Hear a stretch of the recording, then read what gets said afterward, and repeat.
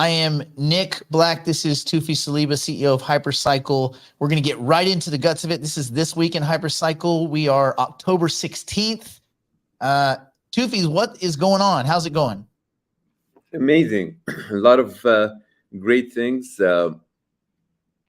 Folks already that they're tuned into the news are extremely excited to learn that we said Tilling would start on the 15th. It has started 2.5 weeks ago.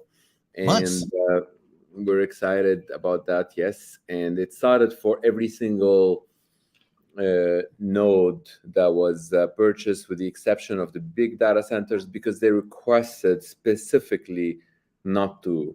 They have a different setup that they would want. They want either all of them to work together, or they want them to become more so on a demand side of things, which is good for the economy of this ecosystem, and it's good for the intelligence of theirs. So what does that mean? So let's say you're running a large AI model and you've already spent like a couple $100 million, and your competitor spent like $800 million, and you think by plugging into the Internet of AI will end up getting your AI to be smarter than theirs.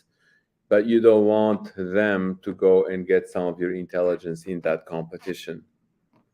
So you feel like by plugging into all of the nodes that have been running around in the HyperCycle world will increase your intelligence maybe by a tiny bit today and maybe by a lot tomorrow, and might squash your competitor or whatnot. So if that's what you think and that's what you want to do, we're not here to be we've been agnostic from the beginning, so we never really said to anyone that it's like, oh well, we will not service this client versus that client. We will service everybody, which kind of reminds me of the days in the early internet when many companies did not want their employees to leak information outside of their company's firewalls, and they started installing those DLP things, the data loss prevention, and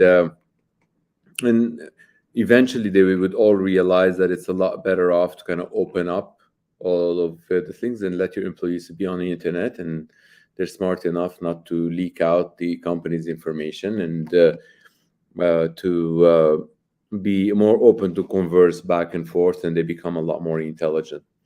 That's our idea of how they can become a lot more intelligent, so that they can share and that they can make others more intelligent.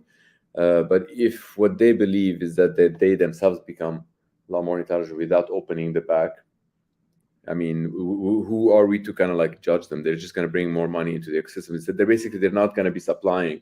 They're just going to demand. Right. And if that's the case, that's good for the economy, for everyone in the HyperCycle ecosystem, which is fine. Eventually, when they realize that they open it, then it will be good for the intelligence of everyone as well, the collective intelligence. So yeah, we were super excited to actually turn on those nodes. And the way to clarify, because there's a lot of people that are asking some questions, they say, well, wait a second, I bought mine. I'm trying to set up my infrastructure towards that tilling, but then you're telling me that mine, I'm already doing it. So we have certain clarification on that, because the tilling is not a one size fit all. It's not something that's like you only do one thing, this is it, this is tilling. Tilling is that process that you have this machine running with the heartbeat that starts with the uptime and does the entire AI computation going forward. So there's a lot of build up in that equation, and as it's been building up, I gave this metaphor to some folks. It's kind of like, when you're entering the embryo phase for like if this entire we've compared this HyperCycle like making like a Homo sapien as opposed to a lot of other chimpanzees out there, right? And so if you were to compare a jumping chimpanzee on the trees to a little making of a Homo sapien that is still in a very early stage, you would notice that the chimpanzee is like a lot more advanced, of course, but at the same time, you feel like even if you were to compare the chimpanzee to another chimpanzee in that early stage, it's called the germinal phase, where you're just like putting it together. That's the phase that we turn on in the entire ecosystem for every single node that was sold. Now, when people they're setting up their own infrastructure for tilling, they're a lot more advanced than that germinal because they're putting in some hardware that's a lot more powerful, and that would be more like entering perhaps like the embryonic phase. Do you see what I mean? And then of course all of that can lead into like entering the fetal phase, where you have like something that is actually growing. So that's the metaphor that we're using to explain to folks, so that then they realize that it's even better for their own embryonic phase when the entire ecosystem is in a germinal phase. Why? Because of that temporal coupling.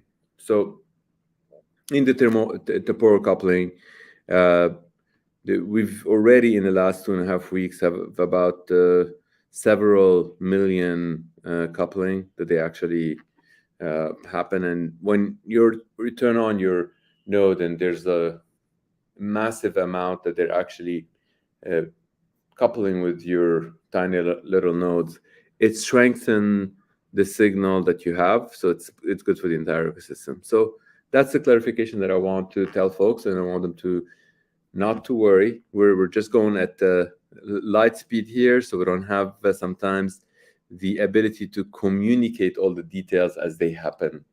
Just like we're going like fast. So it's like if you imagine anything going at the light speed and trying to use any speaker to speak, no one in front of it would hear it, because the sound is a lot slower than the speed.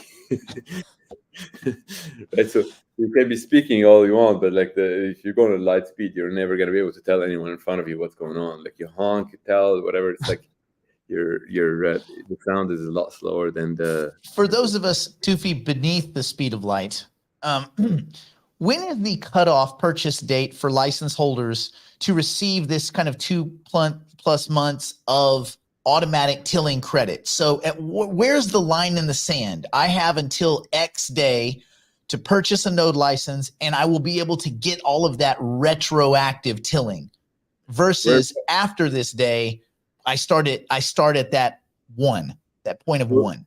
Right now, we've got sufficient hardware to perhaps handle maybe 20 to 25 master nodes. I can get back to you on that exact number. So it's a little bit more dependent on the amount of nodes and not the time trigger. So if you tell me tomorrow we've got like 25 more, then tomorrow is that date. But we really think, given that all the trajectories of people, they've already reserved their nodes and they're getting them over the next couple of weeks. We've already booked them up. So if we do get some additional 25 over the next couple of weeks, then we're good. We're in good shape. So that means it's like, if it is November 1st, then that's a good date. Then there would be like, okay, we've covered that. If we're able to source more hardware, we will let the community know. So far, that's what we think we would be covering for folks that they have nodes, and if they elect to utilize them, they can. So that's another thing. It is an additive thing in the equation. It's not mandatory. So remember, if you have a node that you have it represented on ADA or on Ethereum, that representation points to a data structure. That data structure is actually, it's sitting on an ERC-64 data structure, whether it is for the token or whether it is for the license. That data structure, when we know that they're folks coming from the token world, that they are going to utilize them, whether they're going to borrow against them, whatever they want to do to kind of put them to work, or whether they're coming from the license to marry them, we know where they are. And that's what we felt on maybe 5 weeks ago when we were talking, you and I, on here, and we said, we're going to turn on all of the nodes. And then this is when we decided to kind of put them on together. And that's effectively what we did. So if you put them together and somebody says like, I don't want your tiling thing, I own this one and I don't want any of this, you can always erase it easily. So you own this. It's like, you own, any, let's say, computer, and then somebody put on some data on this computer, be like, I don't want it, erase, easy. So it's easier to erase. It's impossible to put it once time has passed. You can't go back and put it on. So, yeah. So should people, for the meantime, until a date is announced, any nodes that are purchased right now are going to get that retroactive tilling time with their node license. Is that safe to assume? Yeah, that's safe to assume. Like the 25 or so. I'll get back to you with the exact number. Right, but if we cross that line, we would immediately put that out and say, hey, that's it. We've reached the end of the kind of retroactive kind of tilling credits, you might call it. Whereas everybody that purchases a node license at this point, you start at the beginning of the race, whereas everybody else starts well into the race. So let's say November 1st is when we get additional hardware. It would be the second phase that their date can only go to November 1st. Right. If we're able to source that hardware. And but again, think about it this way. Like if you've set up some sort of like phenomenal hardware, and we've got people, they've set up like hundreds of thousands of dollars of hardware. They're super expensive machines. Their tilling is going to look like those proofs that they're emitting to the network is going to look like I've got like an A100, I've got H100. Every 10 seconds, you're sending that proof and it's propagating. So anytime in the future, somebody's like, I want an H100, you guys know, and instantaneously everybody's like, yeah, we've got it. Right. And whoever's providing that has got a lot of power to show because they've got the proof of being their uptime with their GPUs or whatnot. So we know what we're doing is the right thing to strengthening phenomenal network. We're building a world network. It requires a lot of time and effort and patience, and we appreciate everybody's participating in this. So, okay, next question, and I see this a lot. When will HyperPG or HyperPools or both be accepting node licenses that people could pledge, like nodes and tokens? So if I was sitting on some licenses and I just want to send them to you guys, when can I do that? That's another thing that we said we would push on October 15th, and we did, which is the specs for the 1155. And I'm not sure if you've had the chance to go through it. And I can tell you a little bit of the gist of that. Why did we push the specs of the 1155 and not 1155 itself? First of all, we did tell folks that the audit is going to take some time. If the audit magically comes back in a couple of weeks on that, this is a suite of smart contracts. Nick, this is not just like, oh, one smart contract and it's done. What we're doing there with that, we're calling it the HyperShare. That's the name of that token. So who owns the HyperShare? Do I own them? And the answer is like, no. If you own a node and you own the tokens and you marry them together, that gives you the ability to create that marriage certificate. It's called HyperShare. That HyperShare marriage certificate gives you the ability to do things that, like, truthfully, they're unprecedented in the world. In a way that it's like gives you two tokens under those. One is called the W token. One is called the R token. It gives you an entire business that you can power any AI company, and you can look them in a straight eye and say, like, here I am to power your AI and get you to make more money and get you to be smarter. That's what it gives you in the ability, in a way that the R token is the rev share. Why do you need rev share? Well, most people, they don't want to run the entire business by themselves. They have partners. They have somebody who's providing them with the location. How do you want to split the revenue to the location? Do you want to every day count and then being like looking into all kind of different things that, oh, you made a mistake, whatnot, or maybe you automate it? John, you own 10% of those. You take 10% of those ERC20 that they're under the 1155. And then all that revenue that is 10% automatically goes to you. Nobody can stop that. Beautiful. Someone else comes in with the new machine, says to you, it's like, I want to replace all of your machines. Let me in and give me 30% of your tokens. You give them 30%. 30% of that revenue goes automatically to them. That's the R token, right? On the W token side of things is that wealth creation. The W token, so far, all the indications tell us that's a security token. You have to be compliant with security laws anywhere you sell it.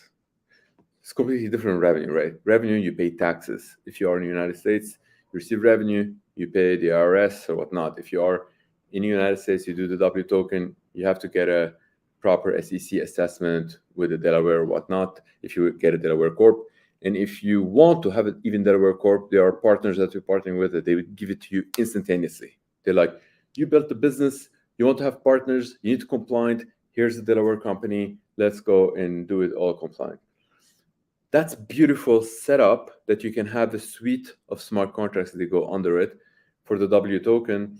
Who owns all of this? Eventually, if you have, let's say you have like 2 billion tokens under that or 1 billion, you own them initially because you set it all up.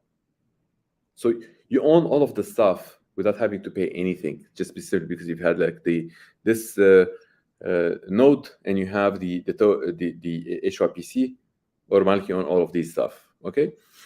Now, by owning all of these, you might want to comply with SEC law and have like maybe 10 different partners without doing solicitation or not following that law because it's a private company or whatnot. Good for you. Your partners, they get to benefit from that wealth creation. While the revenue partners, they're more like partners that you're partnering in the work. They're working with you. Somebody's providing the hardware, somebody's providing electricity, you need to get paid. So you get that revenue and get it channeled to them. So we described that in that document. It was pushed out yesterday on the 15th as well. So all of the things that we've promised folks that we push on the 15th, we did push them out on the 15th. The ERC 1155, when it's ready to be deployed and finished with the smart contract, that's the moment that somebody with a node, they can push it in, either receive some money for it, or they want to be the one that they want to operate it. Either way, there's a smart contract that can give you the ability to say, like, you know what, I own the node. I don't want to give it to anyone. I don't want any money back. I want to be giving money and I want to run this entire business by all means. So it depends which way you would want, but that specs that were sent out yesterday, and then as soon as we're done with the audit of all of those suites, we will be pushing them out. Could be a couple of weeks, could be 4 weeks at the most, I'd say. So I really was hesitant by saying 2 weeks, because if any of the engineers, they hear me, they're like, too much pressure. So I said 2 weeks to 4 weeks, okay? Because everybody's, all the engineers, they're worried we're pushing them through a lot of the stuff that they're happening, for example, with the hackathon and all of the stuff. So, because the thing is with audits like that, they end up involving the engineers a lot, because they keep coming back and saying, it's like, let's clarify this, clarify that. The auditors, they're not working straightforward line. And when you have 3 different audit firms, they can really get your engineers really busy. So, yeah. Follow-up question, Tufi. So as we move forward and the audits come back, would it make sense, or I guess, what would make more sense? I have some node licenses. I would marry the tokens and then pledge those to either HyperPG or HyperPool, or would I pledge one or the other? Would it make more sense to marry the tokens to the node licenses and then pledge? Yeah, I mean, if you think about it from the perspective that most people, they may want to, if you own a land, you don't necessarily want to build Walmart. You just like give it to some developer, real estate developers. They build something on it and they give you every year some yield or whatnot. Okay. So think here of the land is more like the HYPC token in this metaphor. Now, if you have the actual license, think of that as if you have the franchise license. Now, if you have the franchise license and you have the land, does that mean you have everything to run Walmart? Well, you and I know, no, it's required to do the work and have the merchandise and all of the stuff. You can. You absolutely can. We welcome everyone who says they want to even give it a shot. That's great. But you don't have to. You might say, look, I have this franchise and I have the land. Together, I want to pledge them, or I want to pledge them separate, and I want to collect some money for them. That's okay. But if you were to do the work and put them all together, then you start thinking, it's like, okay, well, I did all the work and I paid money to borrow that license. I paid money to get the HYPC, and they're happy getting their stuff.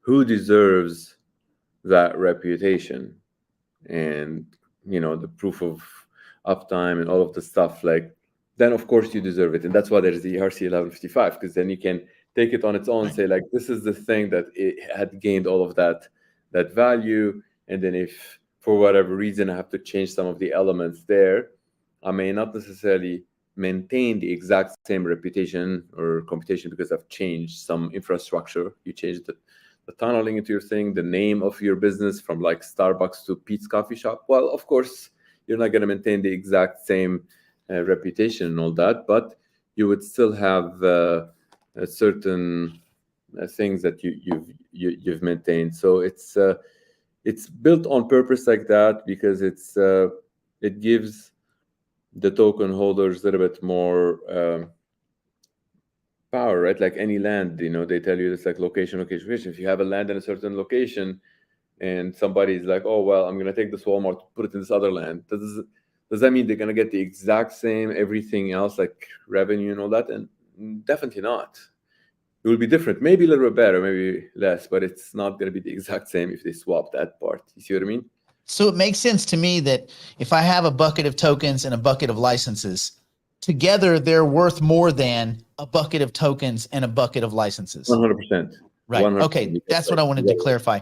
And then, which kind of leads me to this thought. And I kind of want to know a little bit about, it's a little bit vague, like we love a good marriage, but every now and then there might be a divorce. And one example might be, I've lent my tokens and licenses that I married them and I sent them over to HyperPG, but we've reached the end of that period. Let's say it's 24 months or 30 months or whatever. At the end of that period, what does the divorce look like? Like, what would just some ideas of what that could occur? Yeah, well, as much as in real life, a divorce might have like scars and people might look at it negatively or whatnot. Here, we're more like looking at the objective reality of a thing that you own that used to be some together more and separate. Of course, it's probably going to be a little bit less, but the time that passed gave it a little bit of more experience. In the objective reality, somebody who's divorced 3 times, chances are has got a little bit more experience than somebody who's never ever been divorced. Is a divorced expert, like there's actually a place They're where good at it. They're good at it. We're good at it. So good at divorce. So effectively, with this, you would have some of that would be maintained by the actual owner of the ERC 1155, and I've kind of like led the way in that conversation. I was talking about like that metaphor where if you were to have a different land, are you going to have the exact same of customers? Chances are probably not. The same revenue, not. So you will lose some, but you're not going to lose at all. If you've built such a phenomenal reputation, saying like, I am Starbucks or I'm Walmart, or whatever that coffee shop that you really like that has a great, and then for whatever reason now you have to change the land, does that mean that you lost it all? And the answer is no. You still maintained a lot. And that maintaining a lot, the ones that they own the land as well, they can say is like, well, that land already got a lot of footings, or a lot of people, they know how to go there, whatnot. It's also got some value as well. So the beauty in this equation is that we're not, nobody is going home losing. If your thing is 1, it's not going to be below 1. It's going to be above because you already put it to work. That's the beauty of this equation. You put it to work, you're not only receiving the yield, it's going to be a little bit higher than 1. The details of the spec can actually specify of how that is being passed on, but the biggest piece of it would be the ones that they do great work is the ones that are going to gain the most amount of value, and then that's the nature of everything, I guess, So what can we expect over the coming weeks? Do you have any hints for us of any kind of exciting things that maybe you haven't talked about yet? Oh yeah, there is there's a lot of those things, and I'm just thinking here, like, what the things that I haven't talked about, and what can we talk about? Maybe what we will do, since next week we're going to be in the hackathon. Maybe we do this thing during the hackathon towards like the end of the show, and I can tell you some of the stuff that they happen in the hackathon. We're truly hoping that in this hackathon, people, they would be building a lot of cool stuff on HyperCycle. And without stealing their thunder, maybe I'll tell you about it next week. Fair play. And of course, we have a 6-day week. Right. That's why, like, now is Monday, next week is Sunday. That's when they finish the hackathon, because hackathon starts Friday, Saturday, Sunday. If anyone's listening is an engineer, or an engineer who wants to go to Toronto physically and do it physically there, we will welcome them. It's called the Block Hack, and we are participating in this block hack and sponsoring it.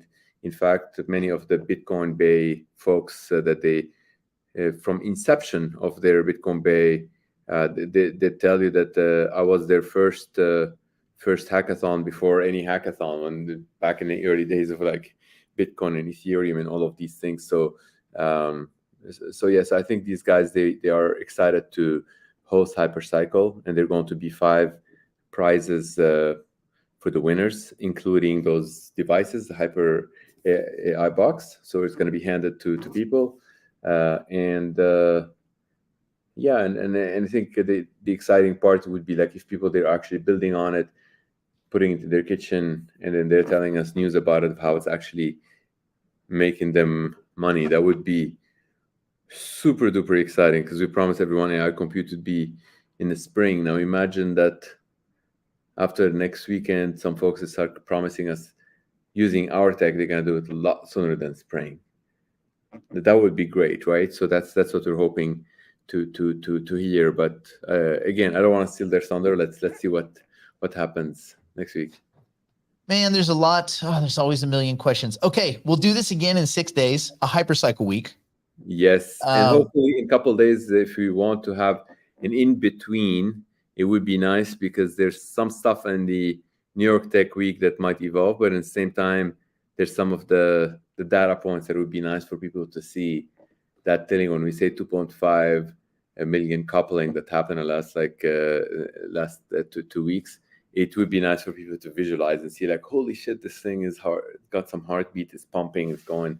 The main net started June 20th, but that was very, very small thread of like only one master node or whatnot. But when they see like massive amount of them that have been pumping, people, they feel good about it, Well, then if we have some updated data, we'll jump on and do an impromptu show. Otherwise, we'll see you in 6 days for another This Week in HyperCycle.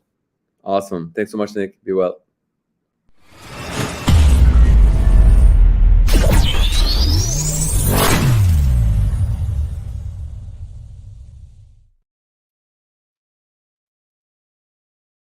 Are you tired of all the uneducated noise you're getting from the droves of YOLO meme coin peddling douchebag gurus out there trying to use you as their exit liquidity?